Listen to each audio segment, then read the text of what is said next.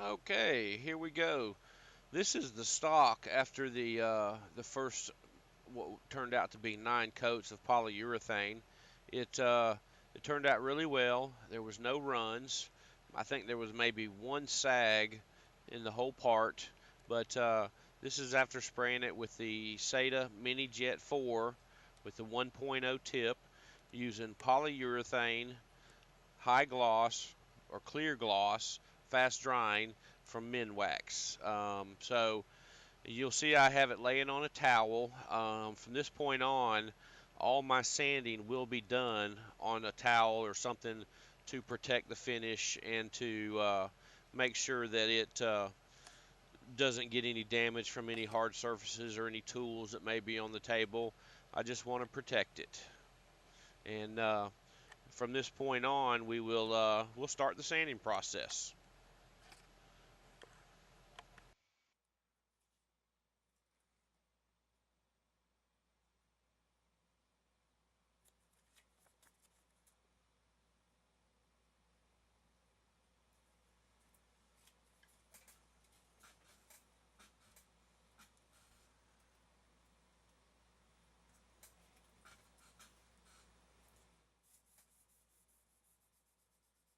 At this point, the stock has already been sprayed with what I call the heavy coats, probably about 9 or so.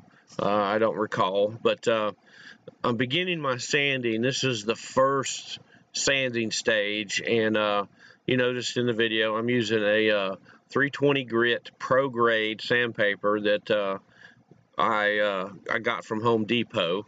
It works really well. It doesn't load up a lot, and I've just had a lot of good success with it.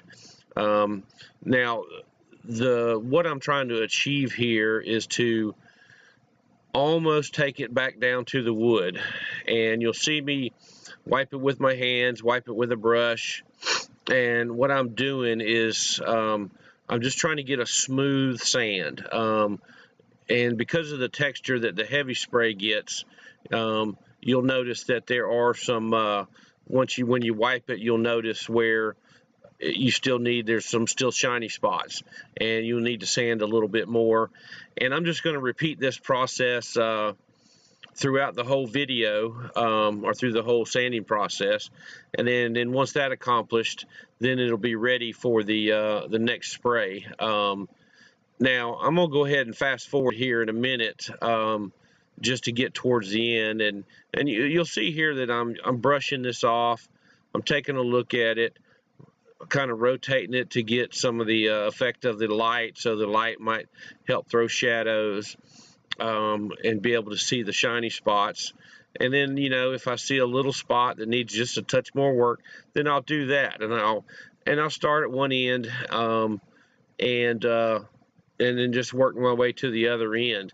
You want to be careful around the very ends of, the butt end and the barrel end of the stock.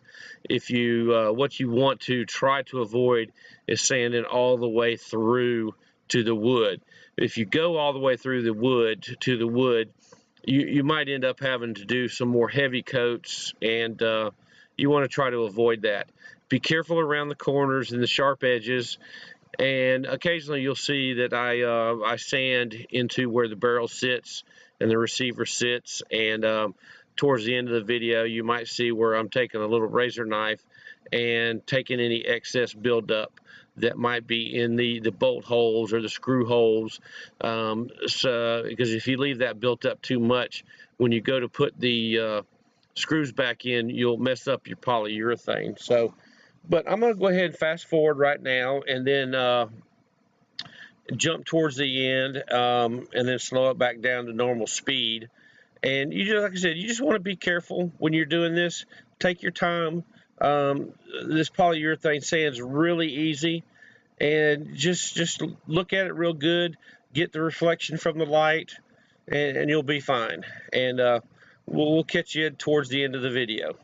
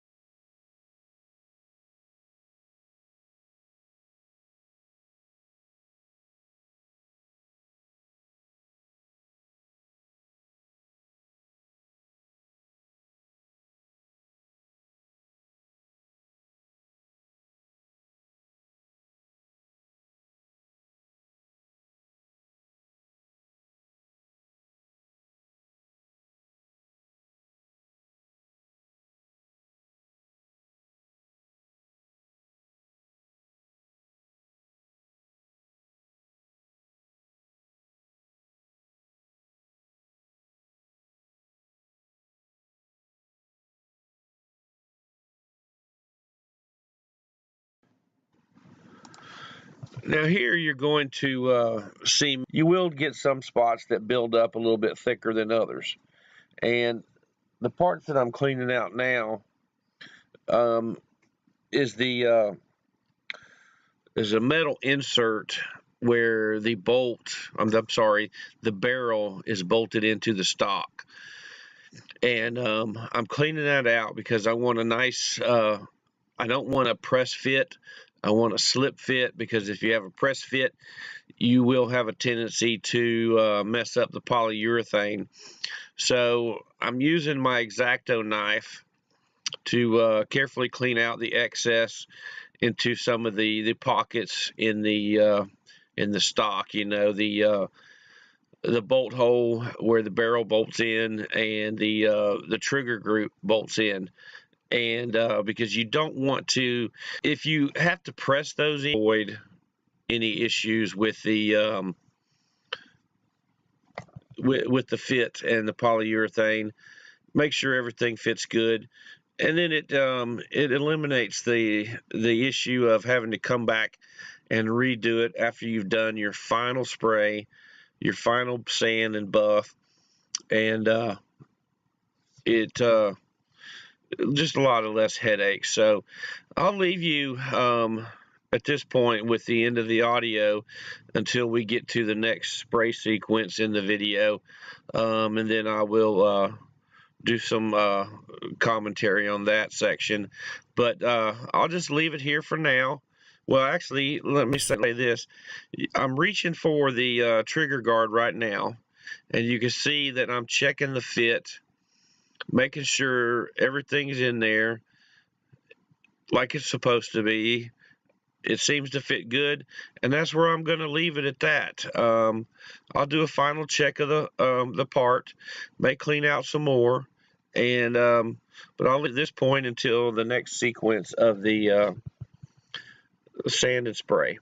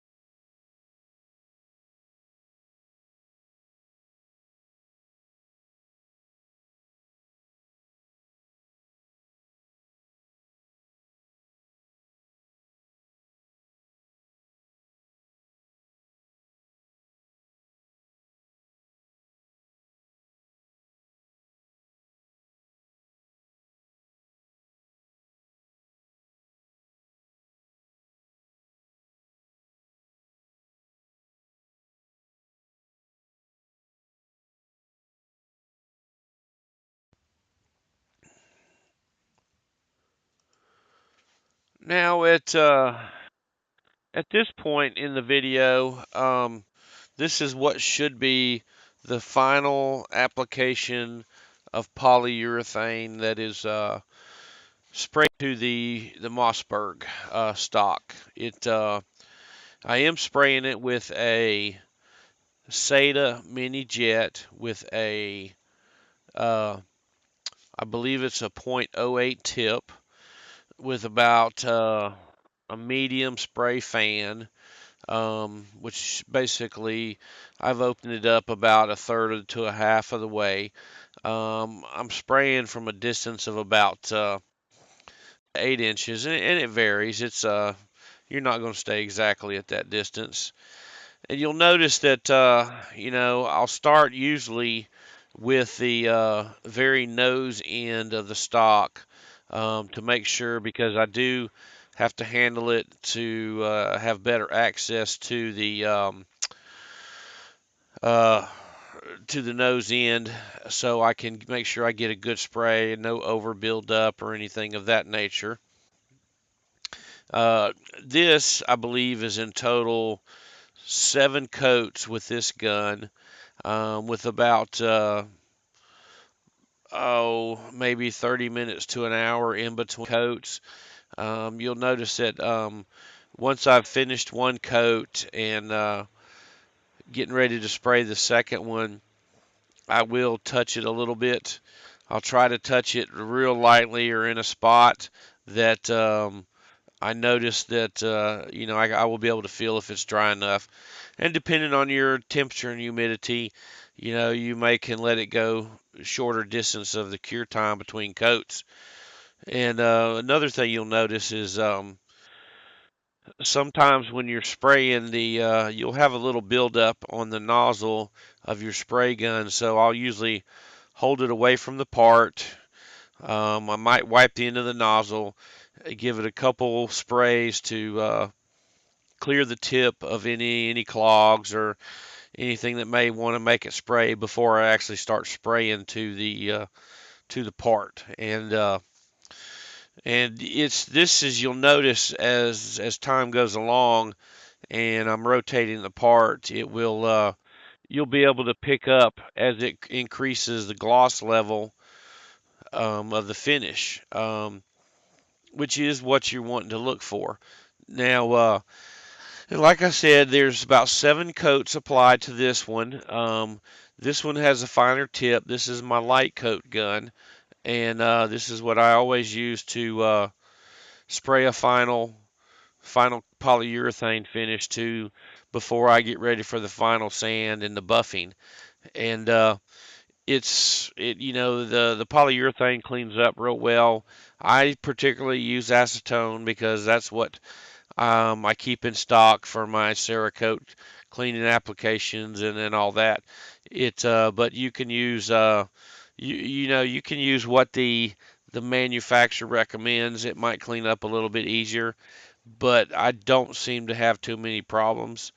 Um, and just follow along, take your time, spray even coats, and you should be fine. And I'm gonna go ahead and this is kind of boring. It takes about maybe 10 minutes between coats or 5 minutes, and so I'm gonna go ahead and fast forward to the end, and then have a little short description. So and list all the items that I did use in this process. So please stay to the end and watch the video, and there will be some more information at the end of the video to explain all the parts. I'll once again show you all the items that I used. That'll be at the end of the video with the credits. So please stay tuned to the end, and at the end of the video, you'll also see uh, 2 links that you can click on. One of them is the green skull. If you click on that, it will take you to my YouTube channel, which I would really appreciate it if you signed up or subscribed. And if you want to get notices on every time I post a new video, click the little bell also after you subscribe. And you'll also see a link to my Patreon page, which I've recently started, and currently I'm only set up into like the dollar donation. So if you'd like to donate $1 a month for as long as you want, or just for 1 month, go there, check it out. In the future, you will have, as a Patreon supporter, you will have access to exclusive items. Previous, or not previous, but prior access to view the video before it is made public. So it'll give you first viewing of the video. So, but check it out. If you don't want to do it, that's fine. If you do, I would really appreciate it. It helps with the production cost of sitting down and making these videos. These videos do take a fair amount of time and effort, and it helps us. If you need a new camera, it helps you do that. All the benefits of this Patreon page will go to support this channel and the essential needs of my business. So take a look. But again, stay tuned to the end. You'll see some links there that show all the products and materials that were used throughout the process of this project. And we'll see you on the next video, which will be Mossberg Refinish 1, Part 3, the final. And that'll show the final sanding processes and when we're ready to turn it back to the customer. Thank you. Stay tuned for the next, and I hope you enjoyed the video.